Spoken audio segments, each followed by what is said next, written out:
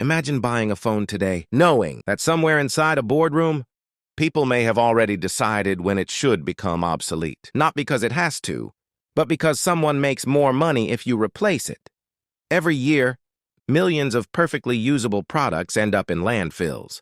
Phones, laptops, printers, cars, even household appliances. Most people assume technology simply moves fast.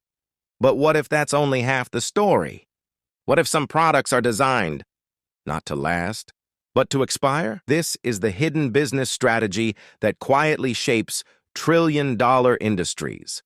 A strategy that influences what you buy, how often you buy, and ultimately, how much wealth flows from your pocket into corporate profits. Welcome to the dark economics of planned obsolescence. Level 1, the business of making you buy again. Every successful business faces the same question.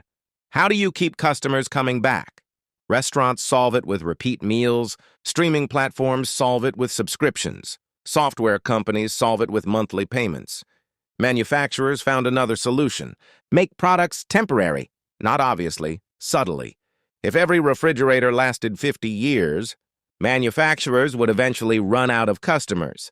If every smartphone worked perfectly for 20 years, sales would collapse. From a business perspective, durability can become a problem. Growth depends on replacement. This creates a powerful incentive. Build products that are good enough to satisfy customers, but not so durable that they stop buying. It's a delicate balance. Too fragile, customers lose trust. Too durable, revenue slows. Companies spend billions finding that sweet spot. This isn't always about products breaking. Sometimes it's about making old products feel outdated.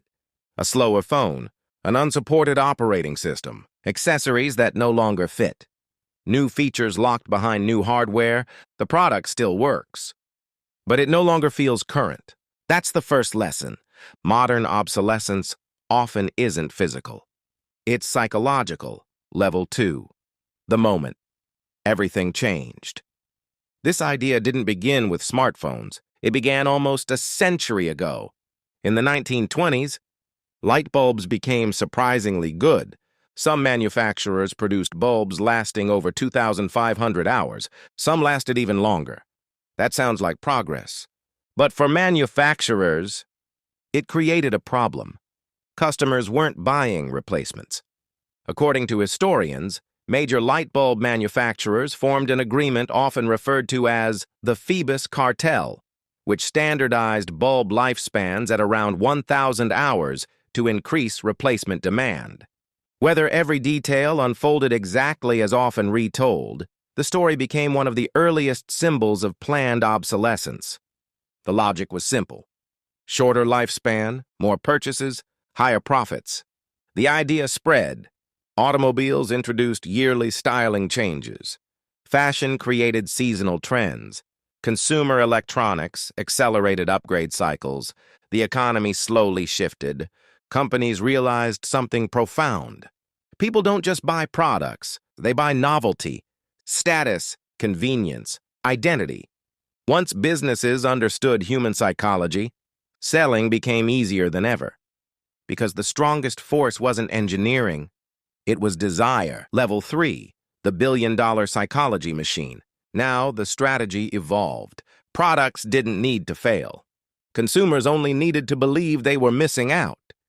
This is where psychology became one of the most profitable industries on earth. Behavioral economists call it relative comparison. You compare what you own with what everyone else owns. A perfectly functional phone suddenly feels old when your friends have the newest model. Luxury brands mastered this decades ago. The product isn't only selling quality, it's selling identity. Technology companies adopted the same principle. New camera, slightly faster processor. Fresh colors, one exclusive feature. The improvements may be real, but marketing magnifies them into emotional necessities. Social media amplifies the effect. Every advertisement whispers the same message. You're falling behind. Fear of missing out becomes a sales engine. Even software contributes. Apps eventually stop supporting older devices. Security updates disappear. Performance slows. Developers optimize for newer hardware. Some changes are unavoidable. Others conveniently encourage upgrades. The result? Consumers voluntarily replace products long before they're unusable. Not because they're broken, because they no longer feel valuable.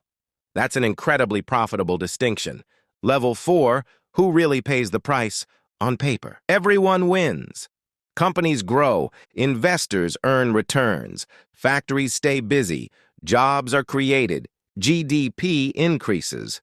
But the hidden costs are enormous.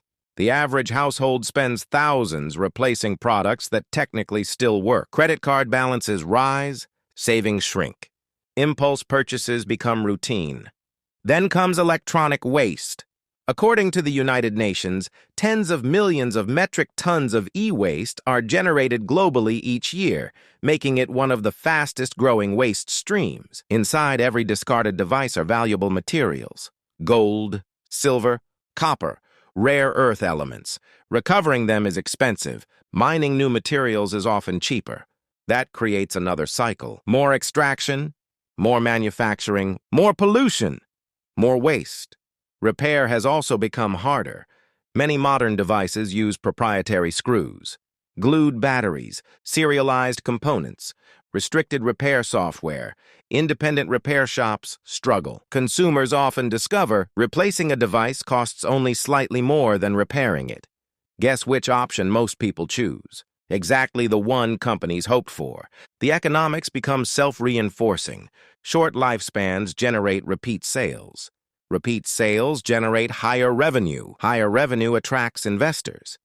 Investors reward growth. Growth encourages even shorter replacement cycles. It's a loop, and billions participate without realizing it. Level 5, the counterattack nobody saw coming. But something unexpected happened. Consumers started asking difficult questions. Why can't I replace my own battery? Why can't I repair my own tractor? Why does a washing machine need proprietary software? These questions sparked a global movement. The right to repair. Around the world, lawmakers have begun proposing or adopting rules that make products easier to repair, require spare parts for longer, or improve access to repair information. Some manufacturers now offer replacement parts directly. Others have extended software support.